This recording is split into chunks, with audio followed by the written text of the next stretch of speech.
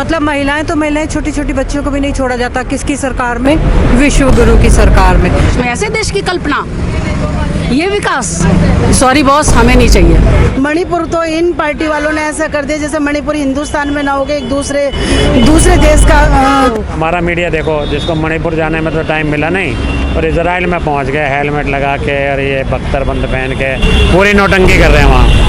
यहाँ इनको वीज़ा नहीं। आप देख रहे हैं स्पष्ट बात टीवी, मैं आपका गौरव पवार। तो इस वक्त है हम राजधानी दिल्ली के ब्रिटानिया रोड पर, जहाँ कांग्रेस का एक बड़ा प्रोग्राम किया जा रहा है, जिसमें बताया जा रहा है कि दिल्ली के जो अध्यक्ष हैं प्रवीण लवली जी का आगमन यहाँ पे हो रहा है। हमारे साथ कुछ यहाँ कांग्रेस के बड़े नेता जुड़े हुए हैं, हमारे साथ सीधे जुड़ गए मनोज यादव जी, जो यहाँ के जिला अध्यक्ष है। सर, आज का क्या कार्यक्रम है? आज का कार्यक्रम हमारे जो प्रदेश अध्यक्ष हैं श्री अरविंदर सिंह लवली जी, वो प्रतिज्ञा रैली में हिस्सा लेने के लिए बवाना जा रहे हैं। दिल्ली में उन्होंने हर लोकसभा में एक प्रतिज्ञा रैली जवाब दो हिसाब दो के नाम से शुरू की है। उस कड़ी में आज पहली रैली बवाना में हो रही है। वो हमारे ज़िले में से जा रहे थे तो हम लोगों ने उनका यहाँ स्वागत का कार्यक्रम रखा है। हरिशंकर गुप्ता जी, जो कि पूर्व विधायक रह चुके, की रैली में क्या विशेष होने वाला है? विशेष तो ये है कि आज की कांग्रेस की जो रैली है वो ऐतिहासिक रैली होगी और भारतीय जनता पार्टी 2024 के चुनाव में इस देश से उसको आज़ादी मिलेगी, वो संदेश लोगों के बीच में लेने के लिए जा रहे हैं। जिस प्रकार दिल्ली सरकार के नेता मंत्री सब जेल में जा रहे हैं, उस पर आपका क्या कहना है? कैसे देखते हैं? उस पर हमारा कुछ नहीं कहना। कानून जो अपनी कार्रवाई कर रहा है वो उनके कर्म है। अगर उन्होंने भ्रष्टाचार किया है, मामला कोर्ट के संज्ञान में, इसलिए ज़्यादा टिप्पणी नहीं करना चाहते। जो भी कोर्ट फैसला करेगी वो सबको मान्य होगा। सर, आज किस प्रकार लवली जी का स्वागत कर रहे हैं? आज लवली जी की पहली रैली है जो बवाना जा रही है, और ऐतिहासिक रैली, ऐसी रैली जिसमें 10 से 15 हज़ार आदमी इकट्ठा हो रहा है। और हम आज ब्रिटानिया चौक पे स्वागत के लिए खड़े हैं उनके लिए, तो कम से कम हज़ारों की संख्या में यहाँ स्वागत करेंगे उनका। और जिस तरह स्वागत करके आगे रैली चलेगी तो यहाँ से स्वागत यहाँ भी होगा, मधुबन चौक पे भी स्वागत होगा, रिठाला मेट्रो स्टेशन में स्वागत होगा उनका। रास्ते में हर विधानसभा में उनका स्वागत रखा गया है कांग्रेस पार्टी ने, और कांग्रेस बढ़ चढ़ के हिस्सा ले रही है। और युवाओं की आप भीड़ देख सकते हो, युवाओं का साथ देख सकते हैं कि जितने युवा निकल के अगर पार्टी में आ रहे हैं, और यहाँ के जो किसान हैं, जो लोकल लोग हैं, ग्रामीण लोग हैं, वो सारे यहाँ के भाग ले रहे हैं। तो मैं चाहता हूँ कि कांग्रेस बहुत अच्छे लेवल पर चल रही है, और कांग्रेस का आगे 2024 में बीजेपी को ऐसा जवाब, करारा जवाब देगी कि बीजेपी इस देश से ऊपर फाड़ के फेंक देगी। लवली जी की अध्यक्षता में कांग्रेस कितनी मजबूत है पहले से? लवली जी जब से आए हैं हर कांग्रेसी बाहर निकल के आ रहा है, हर युवा बाहर निकल के आ रहा है। और मैं एक बात जानता हूँ, जो लोग और पार्टियों में लोग बाग हैं, बीजेपी में, आम पार्टी में, वो लोग छोड़ के कांग्रेस में अपना आ रहे हैं। तो मैं चाहता हूं कि लवली जी के नेतृत्व में बहुत अच्छा कार्य हो रहा है, और मैं चाहता हूं कि इस तरह से ही होता रहे, और इस तरह से नेताएं अपना जितने भी कार्यकर्ता हैं उनको साथ दे रहे हैं, सहयोग दे रहे हैं, साथ खड़े हैं। तो मैं चाहता हूं इससे बढ़िया बात कोई हो नहीं सकती। सर, आज नवरात्रि का शुभ दिन है और रामलीला मंचन भी हो जा रहा है, देशवासियों को क्या संदेश देना चाहिए? सभी देशवासियों को पहले नवरात्रि की शुभकामनाएं। और आज के दिन प्रभु रामचंद्र सीता माता का जो जिस तरह से रामायण चालू हुई है, पवन पुत्र हनुमान, सभी देशवासियों को बहुत बहुत शुभकामनाएं। इस एरिया के फायर ब्रांड नेता हमारे साथ लेखराज मदान जी है। सर, क्या लग रहा है, इतना मजबूत हो रही है कांग्रेस पहले से? क्या तो अब आप भी सोशल मीडिया पे देखते होंगे, कांग्रेस का ग्राफ बहुत ऊपर चला गया। जब से राहुल जी ने भारत जोड़ो यात्रा निकाली थी, उससे पूरे देश के युवा, क्योंकि एक हमारे यहाँ जो सत्तारूढ़ पार्टी है बीजेपी, तो एक नफरत का माहौल बना रही है, नफरत फैलाने का, जाति से लड़ाने का, धर्म के नाम पे लड़ाने का। प्रधानमंत्री कहते हैं कि कपड़ों से दंगाइयों को पहचान लो। तो ये एक माहौल के लिए राहुल जी जब बाहर निकले तो सब वर्ग ने, सब धर्म ने, सब जात ने राहुल जी को दिल खोल के समर्थन दिया। आप मणिपुर के हिंसा में देखो, आज 6 महीने हो गए, जल रहा है वहाँ। एक तरह से विभाजन हो चुका, मैतेई एक तरफ, कुकी एक तरफ। मतलब राज्यपाल का वहाँ बयान आया है कि जो कुकी MLA हैं वो इम्फाल नहीं आ सकते, क्योंकि मैं ज़्यादा बोलूँगी तो विवाद हो जाएगा। तो आप देखो ये स्थिति है, राज्यपाल द्वारा ये रिपोर्ट दी गई है कि ये स्थिति है कि वहाँ पे जो MLA है वो राजधानी इम्फाल में नहीं जा सकता। मणिपुर विशेष है, इजराइल विशेष है? ऐसा है, मणिपुर हमारे देश का एक अभिन्न अंग है। तो हमारे पहले हमारी गवर्नमेंट को जो 6 महीने से नेगलेक्ट बैठी है, वो तो ऐसे बैठे जैसे मणिपुर हमारे देश का अंग ही नहीं हो। तो मणिपुर हमारे लिए महत्वपूर्ण है। इजराइल का और उसका है, हम हमास जो है आतंकवादी संगठन है, तो हम उसकी निंदा करते हैं, ठीक बात है, वो गलत का। लेकिन फ़लस्तीनियों का जो हक मार रखा है इजराइल ने, जो उनका देश को हड़प करके बैठे हैं, तो वो अपने हक के लिए तो लड़ेंगे ना।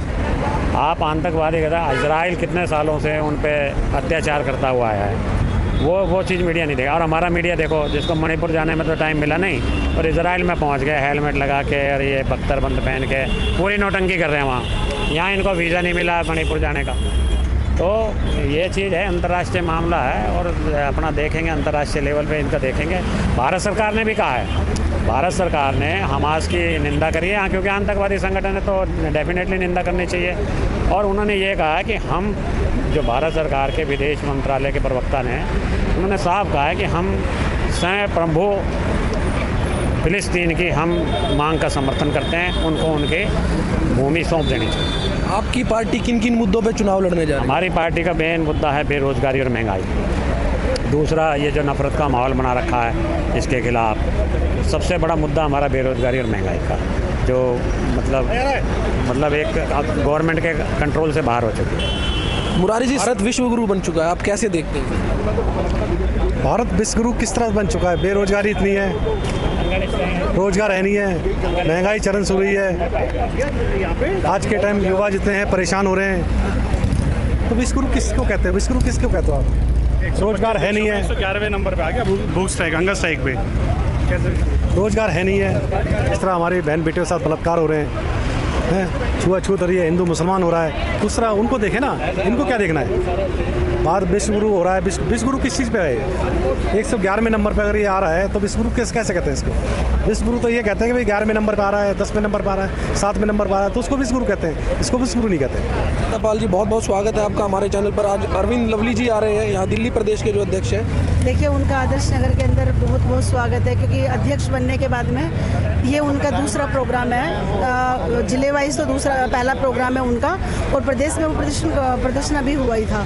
तो जिले में आज जिला कांग्रेस कमेटी आदर्श नगर आज उनका बढ़ चढ़ के स्वागत करेगी, और दिल्ली में इसी तरीके हर पॉइंट पर उनके, आज हर डिस्ट्रिक्ट के अंदर अलग अलग पॉइंटों पर उनके स्वागत है। तो तहे दिल से हम उनका शुक्रगुजार हैं और अच्छे से उनका स्वागत करते हैं। इस वर्ष की भारत में सबसे जो दुखद घटना हुई है मणिपुर हिंसा, उसको आप कैसे देखते हैं? देखिए भाई साहब, वो इतनी शर्मसार करने वाली घटना है मणिपुर की। मणिपुर तो इन पार्टी वालों ने ऐसा कर दिया जैसे मणिपुर हिंदुस्तान में ना हो गए, एक दूसरे देश का।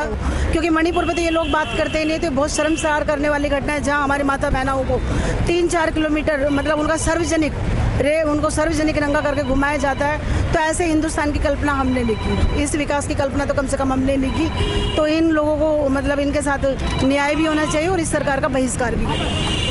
बीजेपी के बड़े लीडर कह रहे हैं कि भारत विश्व गुरु बन चुका है। नहीं, विश्व गुरु किस चीज़ में बन गया? क्या विश्व गुरु के अंदर मतलब ये चीज़ें इंक्लूड है कि भाई महिला इस तरीके से न, चाहे वो मणिपुर की हो या हाथरस की हो?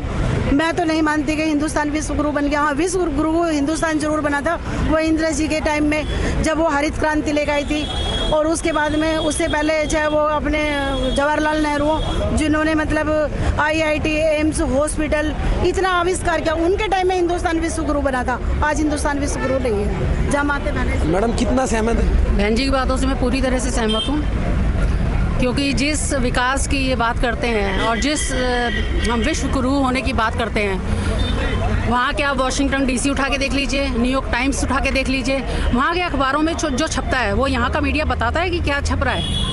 वो 1-2 खबरें जो अच्छी होती हैं सिर्फ वही बताते हैं, और कितनी ख़राब बातें छप रही हैं इंडिया के बारे में वहाँ पर, इसकी हम कल्पना नहीं कर सकते। जो लोग पढ़ते लिखते हैं और नज़र रखते हैं विदेशों की मीडिया पर भी, उनको पता है कि क्या हो रहा है। इजराइल में इतना बड़ा संकट आया, वहाँ के लोग वहाँ की अपनी सरकार से ये सवाल उठा रहे हैं, मानवाधिकार का सवाल उठा रहे हैं वहाँ के उनकी अपनी सरकारों से।